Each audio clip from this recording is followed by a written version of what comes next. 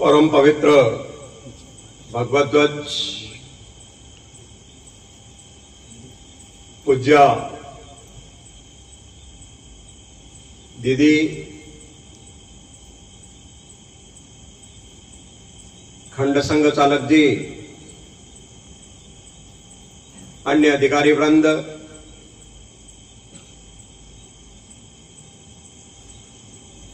उपस्थित नागरिक महानुभाव और बड़ी संख्या में विराजित पूज्य मातृशक्ति और स्वयंसेवक बंधु,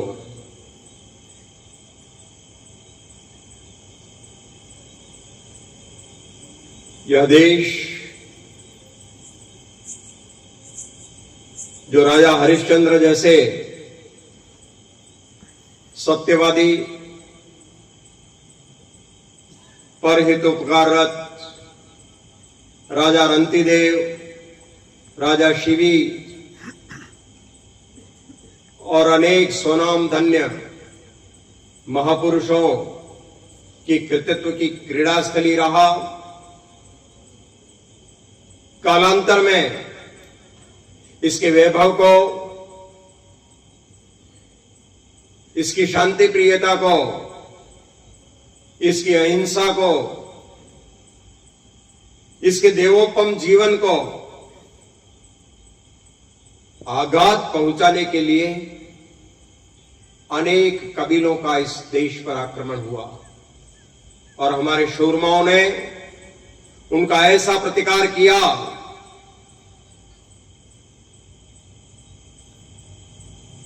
कि उनकी कई पीढ़ियों ने इसको याद रखा। पर समय का प्रवाह कुछ ऐसा चला जब निरंतर संघर्ष में रहता हुआ यहां का समाज एक निश्चेतन अवस्था में पहुंचा। व्यापार करने आई एक चालाक जाति ने यहां पर धीरे धीरे औपनिवेशिक स्थिति उत्पन्न कर दी। 1857 की क्रांति की आग अभी बुझी तो नहीं थी, परंतु उस पर कुछ राख सी आ गई थी। बीच बीच में कुछ चिंगारियां उसमें से भभक उठती थी। भारत की आत्मा, भारत का प्राण तत्व गुलामी के उन बंधनों को तोड़ करके विश्व को फिर शांति का मार्ग दिखाने का प्रयत्न कर रहा था। ऐसे ही कालखंड में पूरे महाराष्ट्र में गुड़ी पाड़वा का पर्व ढोल तमाशों के साथ में आयोजित हो रहा था। नव वर्ष की प्रातः वेला और एक बालक का जन्म होता है। वह बालक नहीं, वो महामानव था। उस परमात्मा की वो अनुपम सृष्टि था जिसकी ज्योतित किरणों ने एक ऐसी आभा फैलाई कि आज संपूर्ण विश्व उधर एक आशा भरी दृष्टि से देख रहा है। बालक केशव जन्मजात देशभक्त, अपने प्रारंभिक शिक्षक वजय गुरुजी के घर में, गुरुजी के कहीं थोड़ा बाहर चले जाने के बाद उनके कथानक आप संशोधकों ने अनेक बार सुने होंगे, परंतु मैं स्मरण दिलाने के लिए कह रहा हूं कि वजय गुरुजी के घर में 4-5 बच्चों ने मिलकर के और एक खड्डा खोद दिया और गुरुजी के आने पर उसको ढक दिया। गुरुजी का पैर जब उस खड्डे में गिरता है और पूछते हैं कड़क कर, ये खड्डा किसने खोदा? तो बालक केशव कहता है कि वो जो दूर सीताबर्डी के किले पर अंग्रेजों का यूनियन जैक लहरा रहा है, मैं उसको उतार करके अपनी परम पवित्र अरुण केतु को वहां पर फहराऊंगा। कैसा तेजोमय उद्घोष बालक के मन में। देशभक्ति सिखाई जाती है ऐसा कहते हैं, पर सरदार पूर्ण सिंह के शब्दों में कह रहा हूं, देशभक्ति सिखाई नहीं जाती, वो जन्मजात होती है। बालक केशव के मन में इसी प्रकार की भावनाएं चलती रहती थी। फिर चाहे वो सीतामढ़ी के किले की बात मन में आई हो, या उसके बाद में महारानी विक्टोरिया की राज्यारोहण की तिथि पर विद्यालय में मिलने वाली मिठाई को कूड़े के ढेर पर फेंक करके अन्य मनस्कता होकर के एक पुलिया पर बैठ गए और कहते हैं कि कैसा मेरा देश, कैसे मेरे साथी कि जिस रानी के हम गुलाम हैं उसके राज्यारोहण की मिठाई खा रहे हैं। एक बालक में कितना सोचने की शक्ति होती है, कितनी सामर्थ्य होती है। एक बिस्किट पर जिसको बरगलाया जा सकता है, एक गोली पर जिसको बरगलाया जा सकता है, वो बालक उस मिठाई को फेंक करके और देश की अवस्था देख करके आंसू बहा रहा था। पढ़ते पढ़ते जब नील सिटी हाई स्कूल में पढ़ रहे थे तो वंदे मातरम के उद्घोष से इंस्पेक्टर ऑफ स्कूल का स्वागत किया हो, जिसने जिस वंदे मातरम पर प्रतिबंध लगाया था अंग्रेज सरकार ने कि कोई भी वंदे मातरम नहीं बोलेगा, उसकी हर एक कक्षा में से, विद्यालय की प्रत्येक कक्षा में से कैसी नेतृत्व क्षमता थी। इसलिए मैं महामानव कहता हूं, इसलिए मैं कहता हूं कि फिजिक्स में जो क्वांटम में ऊर्जा की ताकत होती है, वो ताकत तो उस बालक में थी और उसने गुंजायमान कर दी पूरे विद्यालय को। वंदे मातरम, वंदे मातरम, वंदे मातरम खींच गया, इंस्पेक्टर ऑफ स्कूल खींच गया, बालक को स्कूल से निकाल दिया गया। और बालक स्कूल से निकाला तो आगे पूना में जाकर पढ़ाई पूरी की, परंतु अपने संकल्प से पीछे नहीं हटा। संकल्प कुछ होते ही ऐसे। भगवान राम ने संकल्प किया था ना, निशिचर हीन करहु मही, भुजो उठाई पनु की। अरे मां जीजाबाई ने प्रण किया था, उन्होंने संकल्प लिया था, दशा देश की देख शिवा तू शासक कुटिल दुराचारी, तू स्वराज्य का उदित दिवा कर कर भविष्य की तैयारी। यही तो सब प्रेरणा दे रहे थे केशव को। इन्हीं महापुरुषों का जीवन चरित्र उनमें मानो संकलित होकर के, इकट्ठा होकर के सारे महापुरुषों की विशेषताएं उसमें समाहित हो गई। कलकत्ता एमबीबीएस करने चले गए, डॉक्टरी की पढ़ाई करने चले गए, तो वहां अनुशीलन समिति के सदस्य बन गए।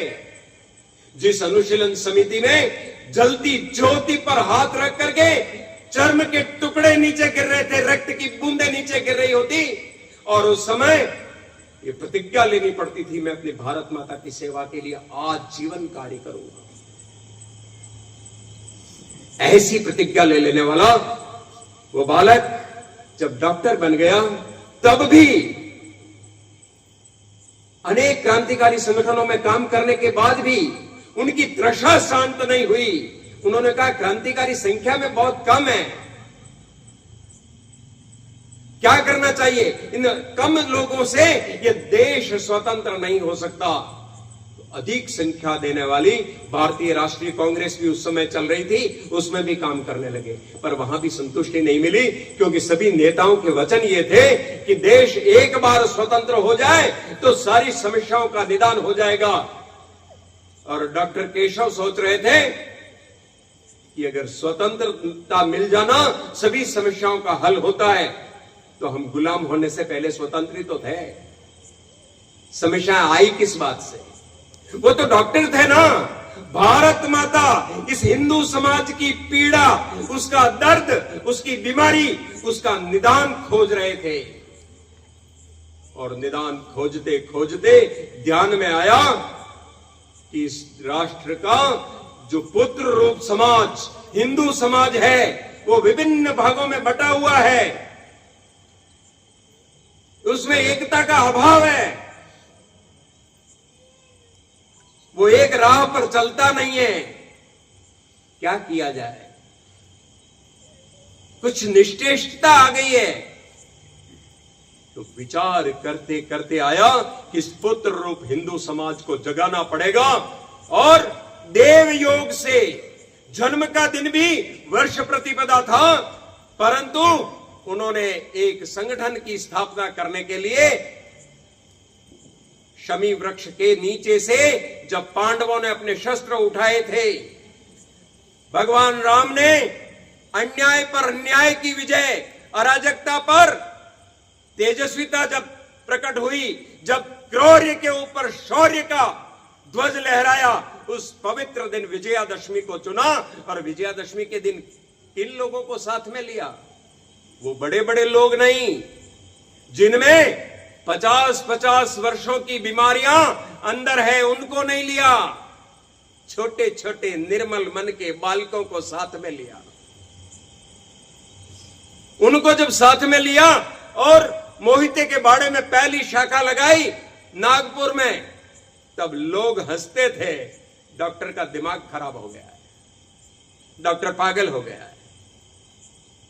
इन छोटे छोटे बच्चों से जिनको नाक सीखना नहीं आता, उनसे देशभक्ति करेंगे, उनसे देश की सुरक्षा का अभिवचन देंगे। ये कैसे संभव होगा? परंतु उपेक्षा, तिरस्कार, गालियां, इन सब की परवाह किए बिना निरंतर लगातार उन बच्चों के साथ में कार्य करते रहे, उन स्वयंसेवकों के साथ में कार्य करते रहे। और जब नागपुर से बाहर निकलने का अवसर आया, पूना में जाकर शाखा लगानी प्रारंभ की, तो पूना के लोगों ने कहा यहां नागपुर के संतरे नहीं बिकेंगे डॉक्टर साहब। उन्होंने कहा बेच करके बताऊंगा और मनोमन भर बेचूंगा, आओ खरीदेंगे, ये मेरा वचन है। 1925 में विजयादशमी के दिन प्रारंभ हुआ यह कार्य।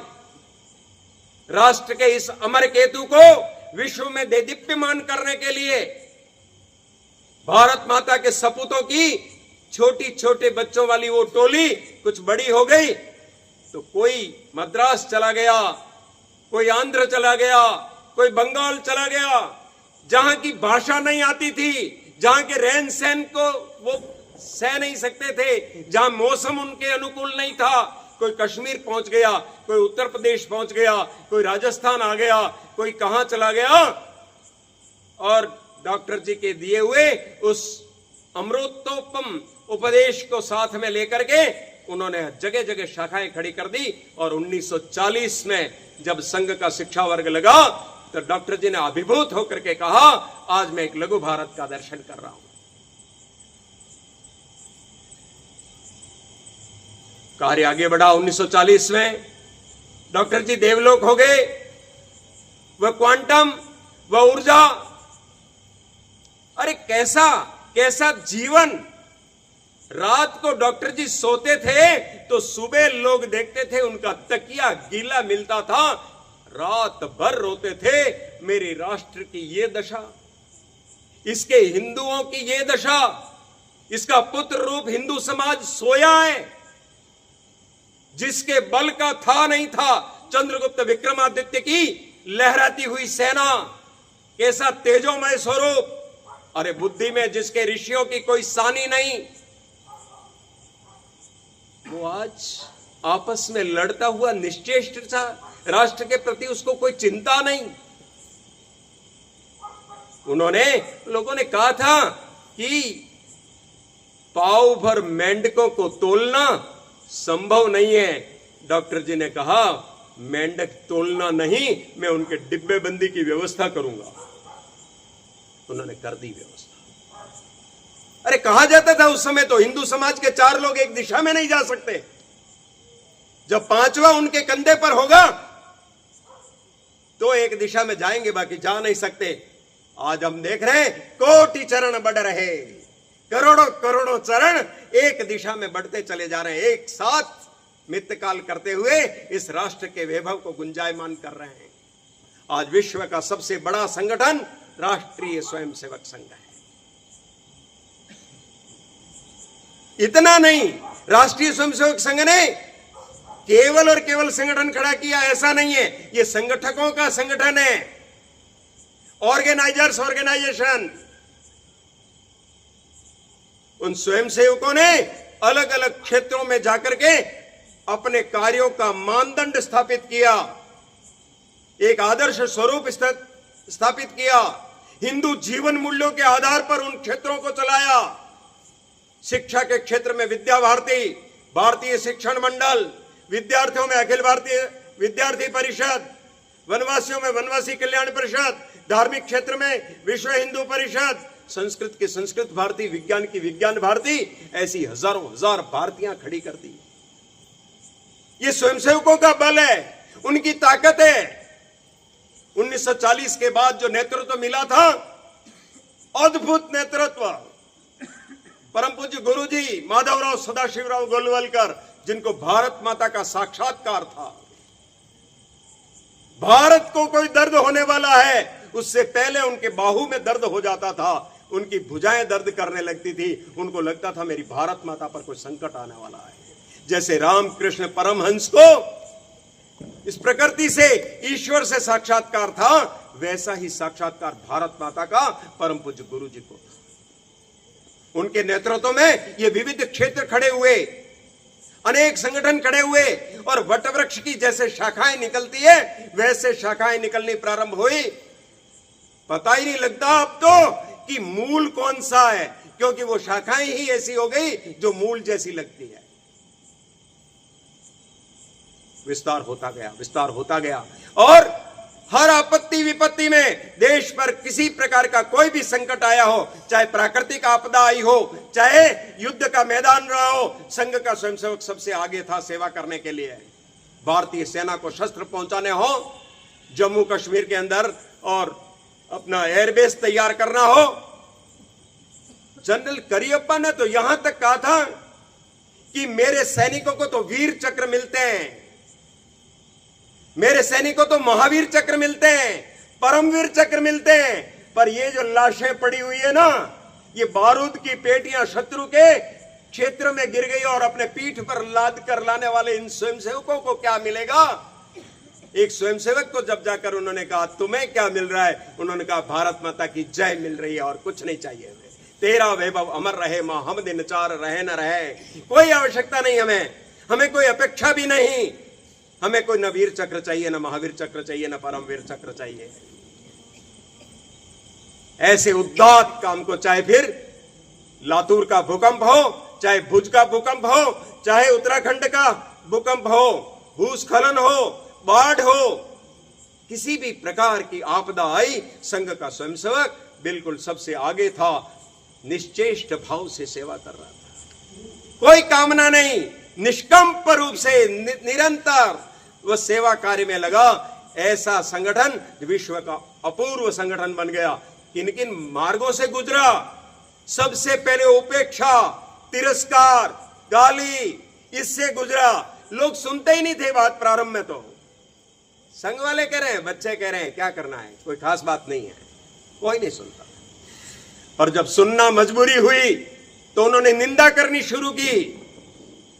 ये दुनिया का नियम है, किसी काम को अगर आप उपेक्षा में डालते हैं प्रारंभ में, बाद में जाकर उसकी निंदा शुरू कर देती है दुनिया। तो संघ की भी निंदा हुई, संघ की भी बुराई हुई, संघ की बुराई हुई। और उसके बाद में तीसरा जब स्टेप आता है, जब निंदा के बाद भी किसी की बात सुननी मजबूरी हो जाए, तो हत्या का प्रयास होता है।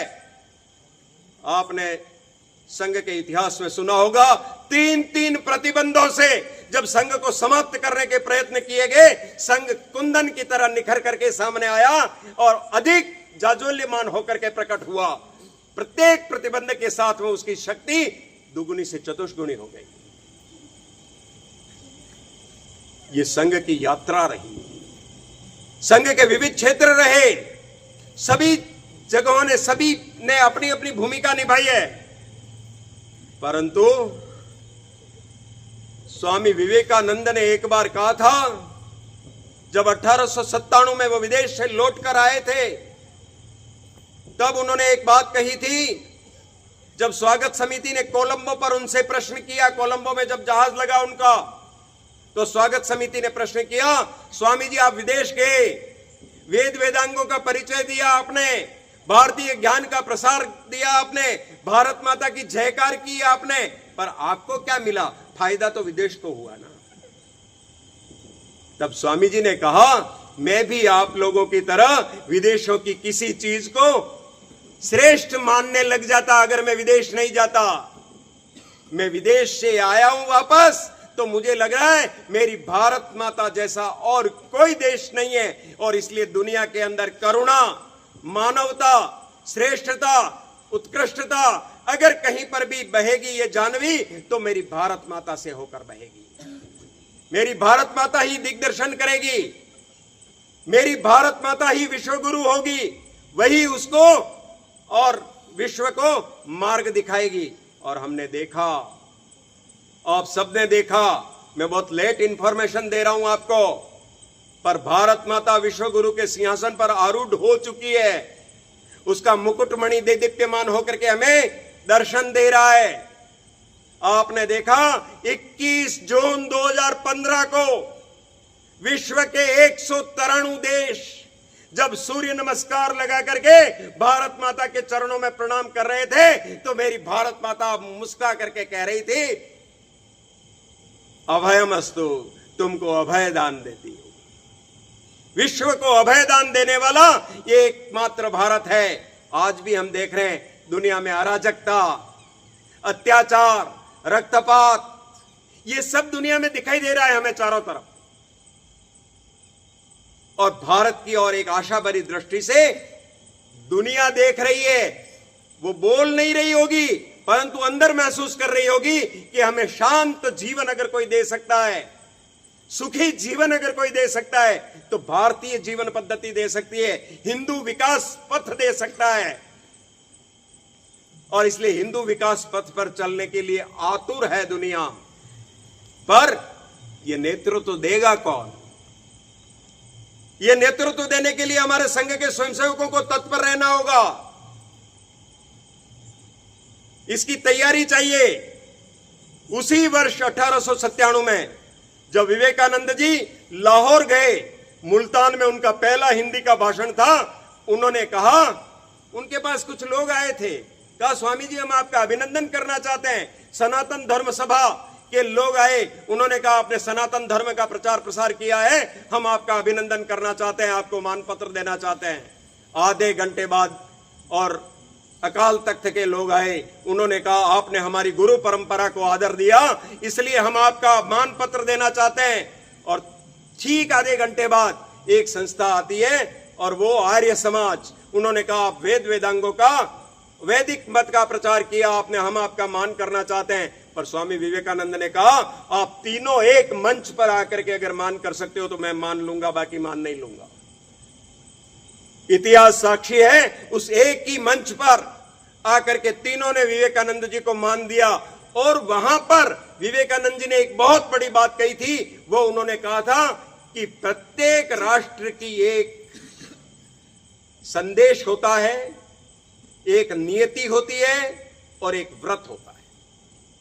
ये प्रत्येक राष्ट्र का होता है। सबके अपने अपने संदेश हैं, सबकी अपनी अपनी नियति है और सबके अपने अपने व्रत हैं। अब भारत का व्रत क्या है, इस पर मैं अंत में आऊंगा, वापस याद दिलाऊंगा इस भाषण को।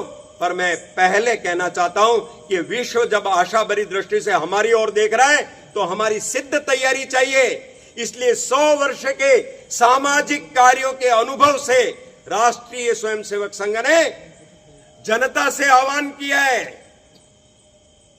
माताओं बहनों से आह्वान किया है। संघ के स्वयंसेवकों से कम, संघ के स्वयंसेवकों तो कहा है आप इस संदेश को ले जाकर समाज में दें, समाज इसको लेकर के खड़ा हो, समाज में कुछ परिवर्तन आने चाहिए। जब व्यक्ति जन्म लेता है तो खुद को समझने का प्रयास करता है, और दुनिया के जितने दर्शन पैदा हुए हैं ना, वो 3 प्रश्नों से पैदा हुए हैं। मैं कौन हूं, यह संसार क्या है और इस संसार से मेरा संबंध क्या है। जब व्यक्ति मैं को समझने लग जाता है, उसके आत्म रूप को समझता है। राजा जनक को एक बार सपना आया था, सपने में राजपाट छूट गया, यायावर की भांति जंगल में घूम रहे थे। एक बुढ़िया के द्वार पर पहुंचे और एक बुढ़िया के द्वार पर जाकर के कहा, माते कुछ खाने को है क्या, 7-8 दिन से भूखा हूं। मां ने कहा, सब कुछ समाप्त हो गया है, मेरे पास कुछ नहीं है।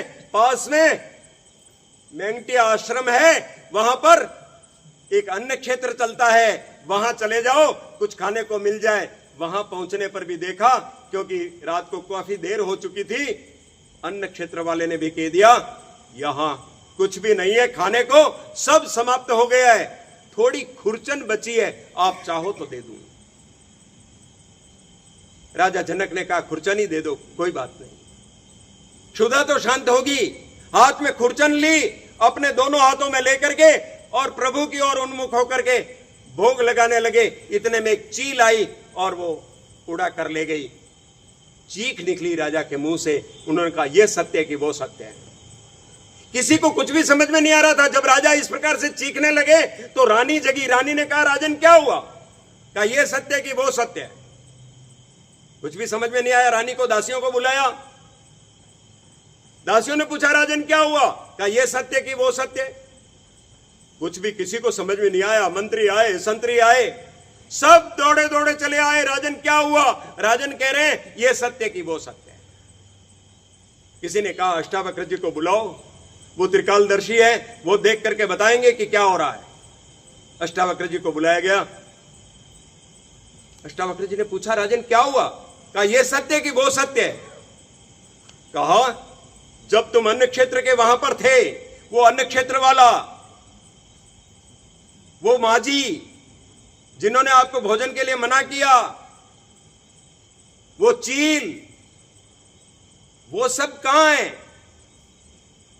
ये दास दासियां, नौकर चाकर, ये सब है तो वो कहां है? और जब ये दास दासियां हैं तो वो नहीं है, और जब वो थे तो ये दास दासियां, मंत्री संतरी कहां थे?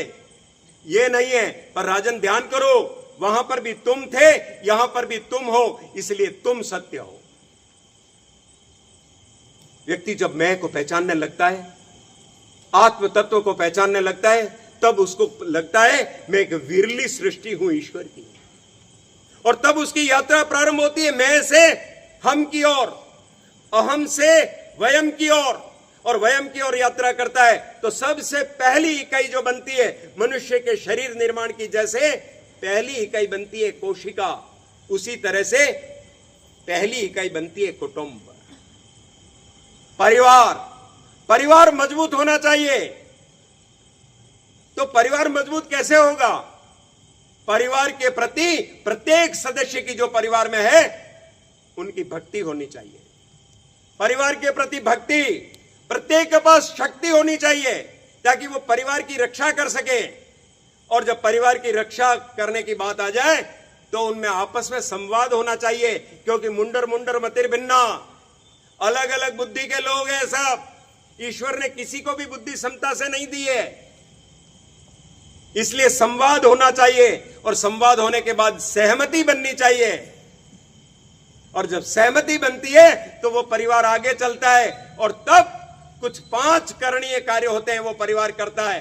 पहला, शिक्षा।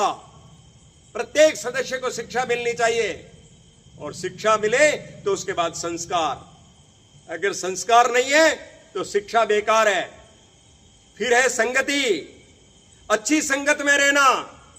जब अच्छी संगत में, संगत अगर अच्छी नहीं मिली तो शिक्षा और संस्कार दोनों बेकार हो जाते हैं, वो दोनों कोई काम के नहीं रहते। फिर है एकात्मकता।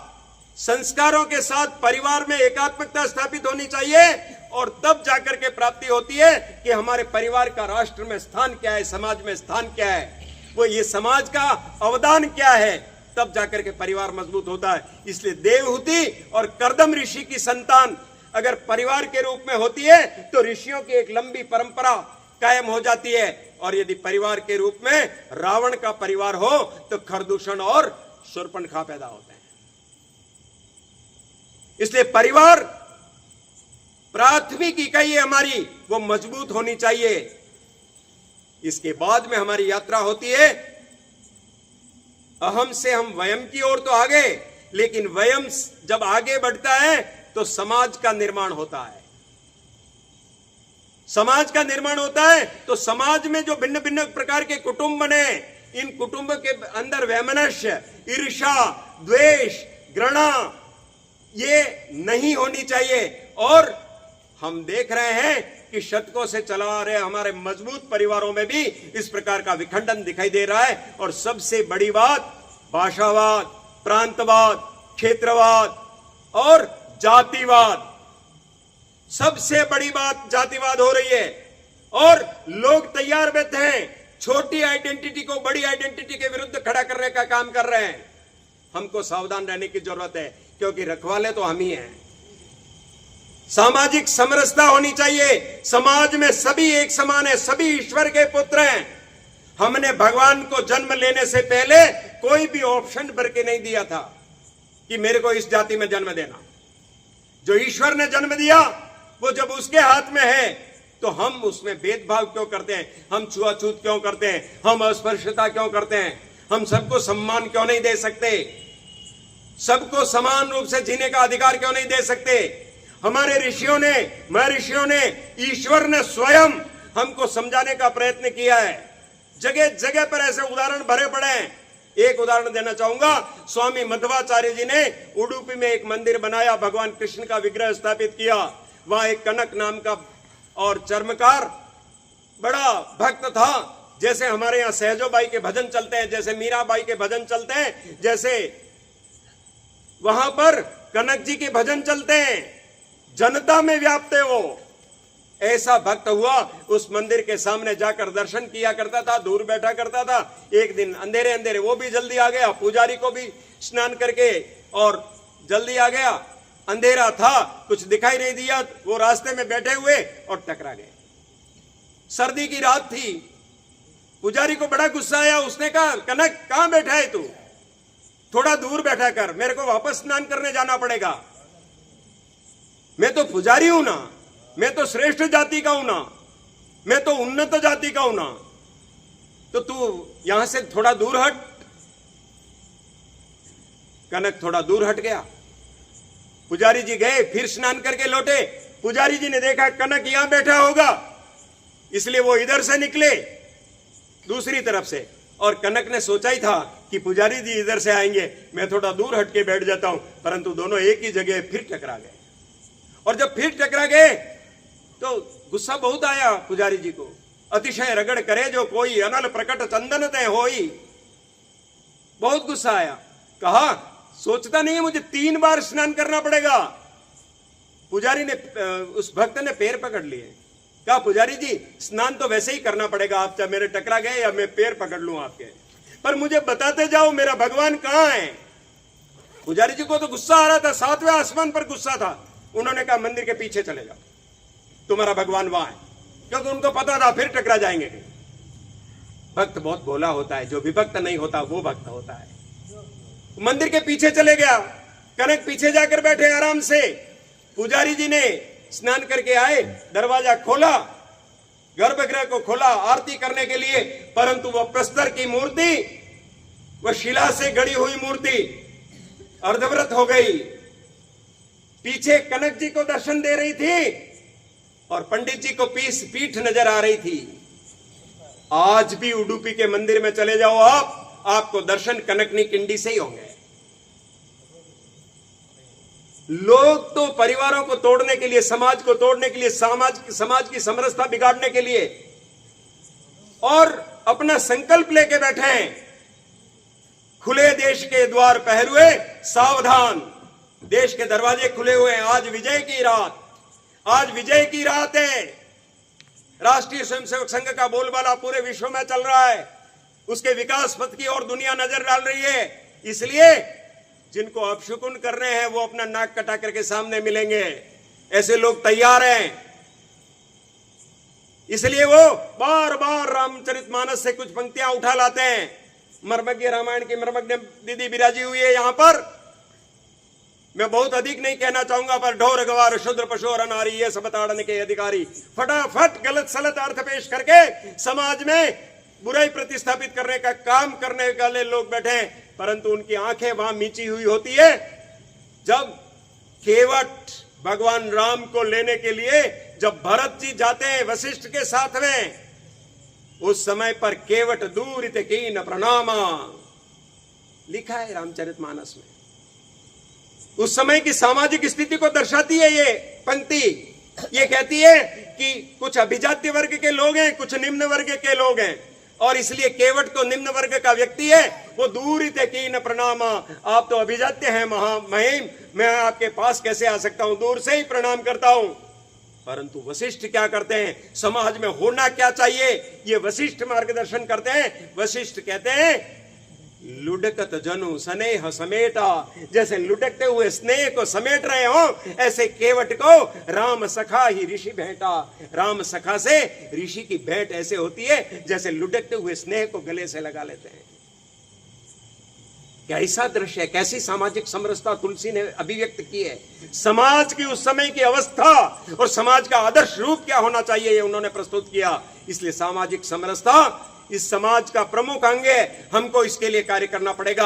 आप करोगे इससे काम नहीं चलेगा, कोटि चरण बढ़ रहे इनसे काम नहीं चलेगा, पूरा समाज साथ लेकर के चलेगा तो जाकर के ये बुराई मिटेगी। और इसके साथ में हमको नागरिक कर्तव्यों को निभाना पड़ेगा।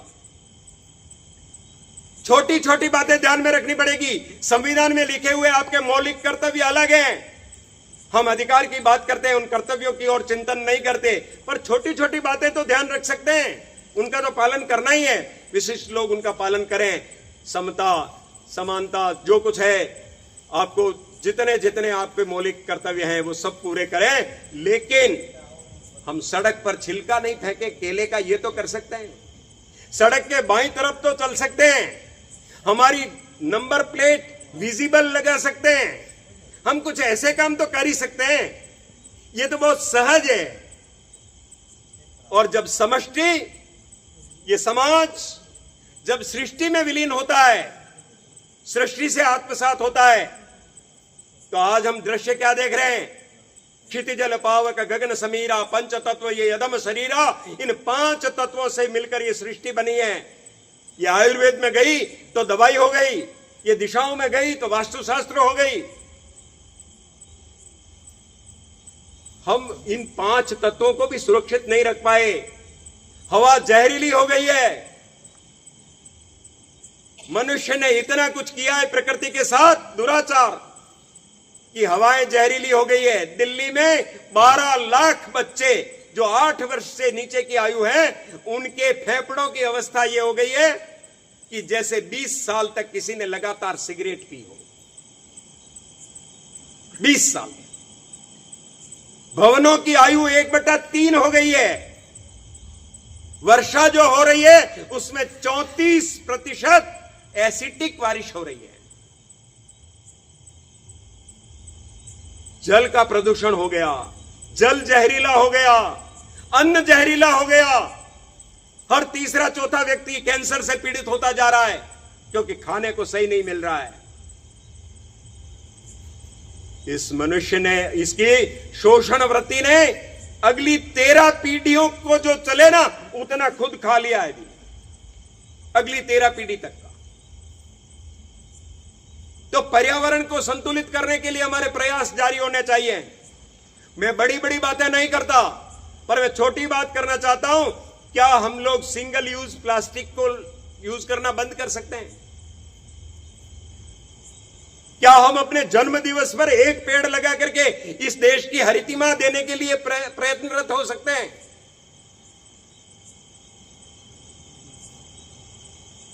क्या हम पानी को व्यर्थ बहने से रोक सकते हैं? अरे घर का नल, उसमें से व्यर्थ पानी नहीं बहे।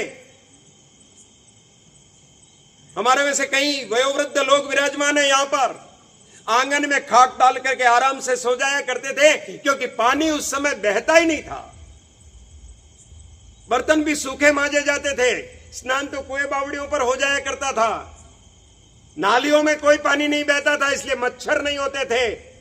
इसलिए आकाश गंगाओं को, तारों को, प्रकृति के उस रात्रि नीरव के सारे दृश्यों को ये नंगी आंखें आराम से देखती थी, पर आज देखने को तरस जाती है। आज मच्छर खा जाते हैं हम इस पर्यावरण को बचाने के लिए कुछ कार्य कर सकते हैं क्या?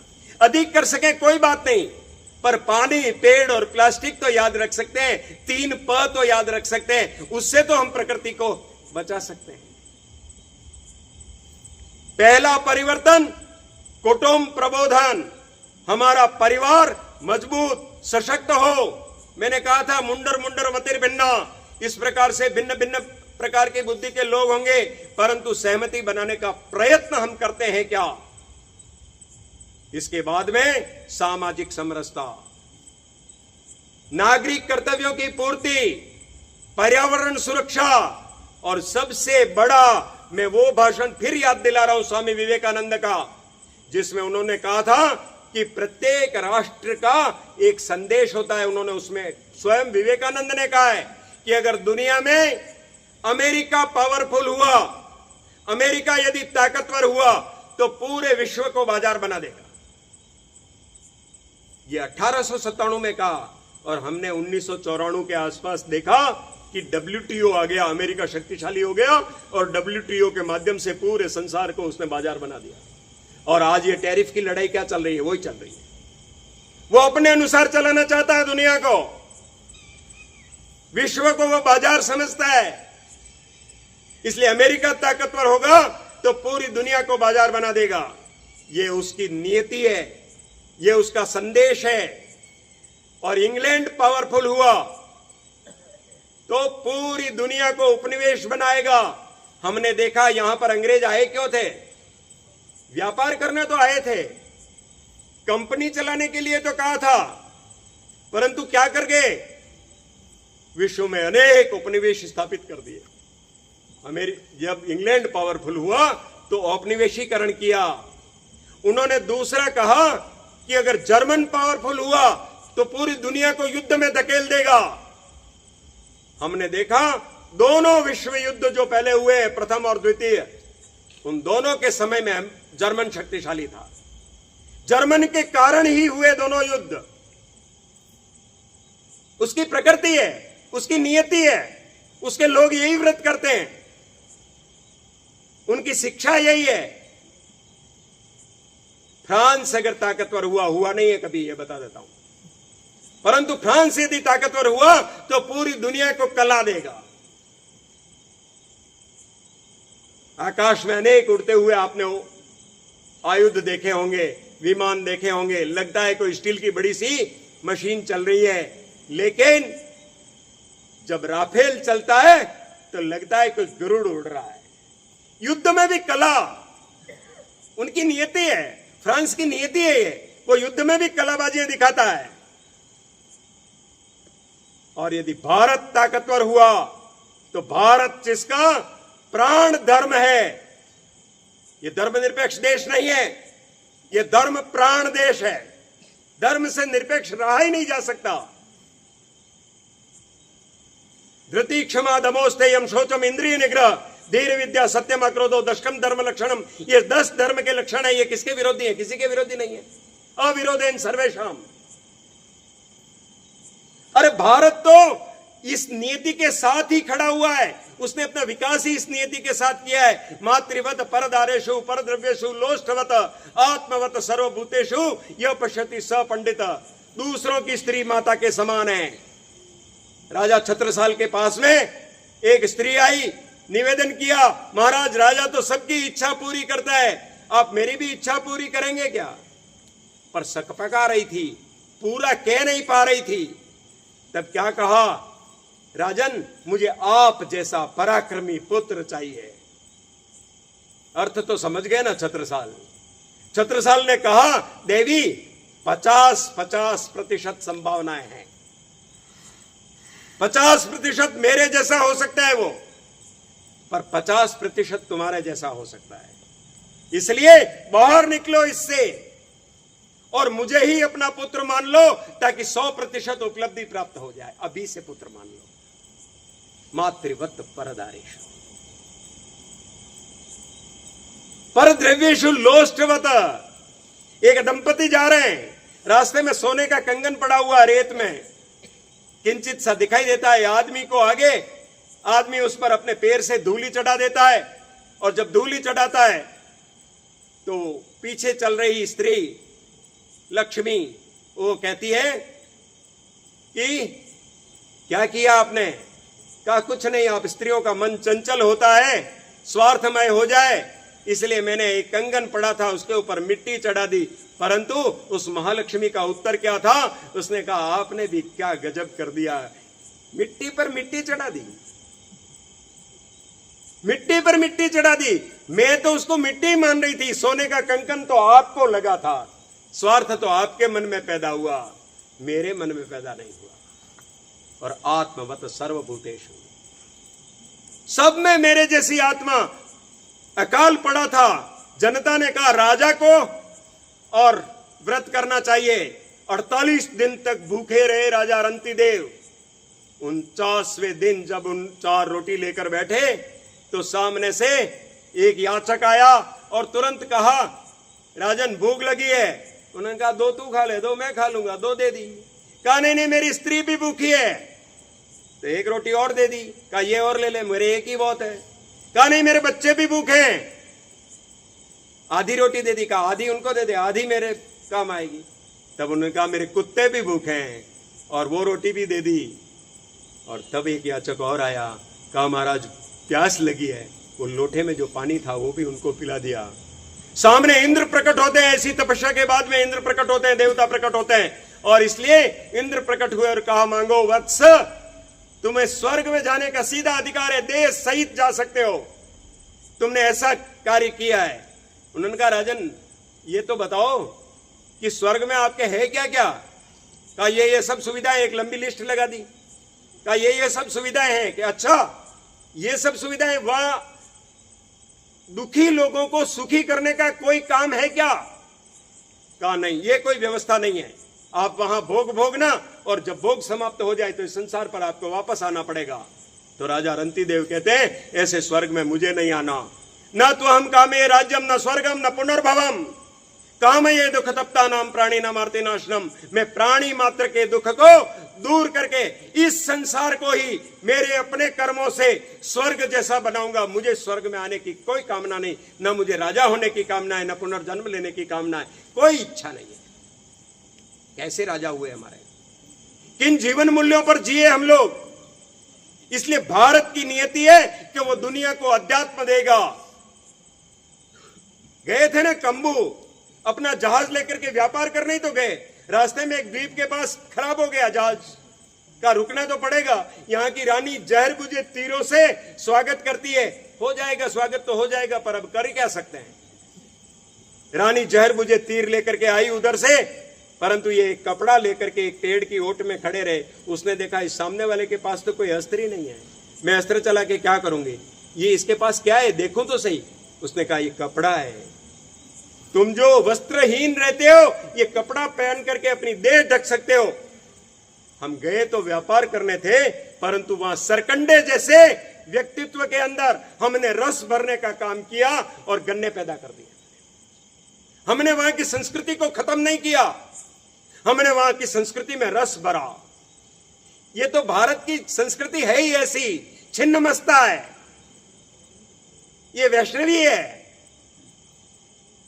ये तो महाराष्ट्र में एक वनस्पति होती है, चट्टान में उगती है और चट्टान की दरार में उगती है, और जब गर्मी आती है तो वो सूख जाती है, कांटा हो जाती है, और जब वर्षा का ऋतु आती है तो वापस फूल करके पूरी चट्टान को ढक लेती है। उसको सदा जीवा कहते हैं। वो सदा जीवा है ये संस्कृति, ये कभी नहीं मिट सकती। दुनिया कितने ही प्रयत्न कर ले, दुनिया के प्रयत्न जिस ताकत में चल रहे हैं, आज संघीय शक्ति कलयुग होकर के कोटि चरण जब बढ़ रहे हैं तो इसकी रक्षा करेंगे। इसलिए मैं भारतवर्ष में जन्मा हूं, ये गौरव बोध हमें होना चाहिए। ये है स्व का बोध। राष्ट्रीय स्वयंसेवक संघ ने ये 5 परिवर्तन करने के लिए कहा है। समाज करेगा, पहला कुटुंब प्रबोधन, दूसरा सामाजिक समरसता, तीसरा नागरिक कर्तव्य, चौथा पर्यावरण रक्षा और पांचवा ये स्व का बोध, मैं भारत में जन्मा हूं, इस बात का गौरव बोध होना चाहिए। और 6 बातें इसमें ध्यान रखने की है। भाषा, भूषा। अरे कभी त्योहारों पर तो हमारी वेशभूषा धारण कर ले हम। भारतीय वेश क्या है उसको त्योहारों पर तो याद कर लें, इतना सा काम तो करें, हमारी वेशभूषा के प्रति हमारे को गौरव पैदा हो जाए। हमारी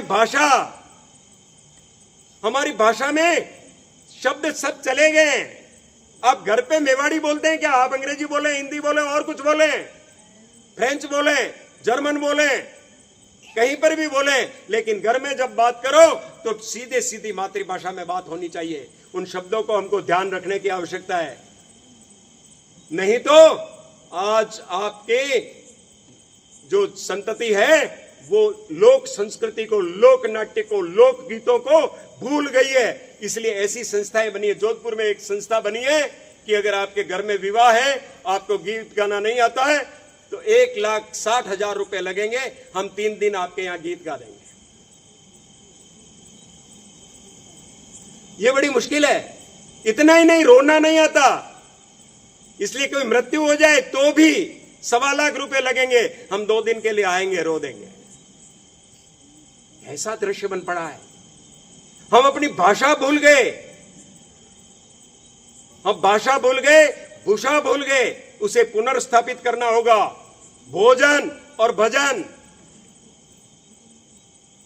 हमारे अपने व्यंजन। चेन्नई का एक बालक लंदन में पढ़ता था, टिफिन लेके जाता, माँ रोज कभी इडली बना देती, कभी और कुछ बना देती। वहां के बच्चे तो कुछ है, पिज्जा फिजा ये लेके आते थे। सब बच्चे उसकी ओर देखते, उस बच्चे को बड़ा इरिटेट हो गया। उसने कहा ये रोज माँ कुछ ना कुछ बांध देती है, क्या मतलब है? यहाँ के बच्चों के तो कुछ होता नहीं है टिफिन में, मेरे ये फालतू फालतू चीजें बांध देती है। परंतु वो बच्चे दूसरे देखते थे उस टिफिन को, और उस टिफिन के लिए कहते थे दिस इज मॉम्स टिफिन, ये तो मां का टिफिन है। तब उस बच्चे को गौरव बोध हुआ कि मां का टिफिन तो केवल मेरे पास है, बाकी के पास कहां है। ये भोजन भजन हमारे अपने होने चाहिए। इतना नहीं, भ्रमण और भवन, ये 6 भ याद रखने। भाषा, भूषा, भोजन, भजन, भ्रमण और भवन। घूमने जाएं एक बार भारत में, आप देखिए देवताओं ने बनाया इसको, देवभूमि है ये। सबसे ज्यादा वनस्पतियां, सबसे अधिक प्रकार की वनस्पति भारत में होती है। सभी प्रकार की वनस्पति भारत में पैदा होती है, सभी प्रकार की फसलें भारत में होता है, सब प्रकार की ऋतुएं भारत में बनती है। रेगिस्तान यहां पर है, पठार यहां पर है, यहां पर और दलदल है, यहां पर शस्य श्यामला भूमि है, यहां पर पर्वत की चट्टानें, ऊंची ऊंची अट्टालिकाएं हैं, सब कुछ यहां पर है। हम जाकर देखें तो सही। आप नक्शे में ढूंढोगे, भ्रमण के नक्शे में, तो आपको मिलेंगे नहीं, उस वेबसाइट पर डले हुए नहीं है, आपको ढूंढना पड़ेगा। परंतु जब हिमालय की ओर देखते हैं तो हमें ऐसे महात्मा ध्यान में आते हैं, ऐसी दिव्य सृष्टियां ध्यान में आती है कि हिमगिरी की कोख में पली है। एक आत्म गौरव का बोध होता है। इतना नहीं, अंडमान की जेल भी चले जाओ तो स्वतंत्र वीर सावरकर याद आते हैं। वो केवल जेल नहीं है, वो तो तपस्या स्थली है। इसलिए 6 भ याद रखेंगे तो ये स्व का बोध, अपने भारतीय होने का गौरव बोध। देश सेवा सभी करते हैं, सब लोग करते हैं। कोई किसी रूप में कर रहा है, कोई शिक्षक के रूप में कर रहा है, कोई सैनिक के रूप में कर रहा है, कोई किसी रूप में कर रहा है, पर देश सेवा सब कर रहा है। कोई किसान के रूप में कर रहा है।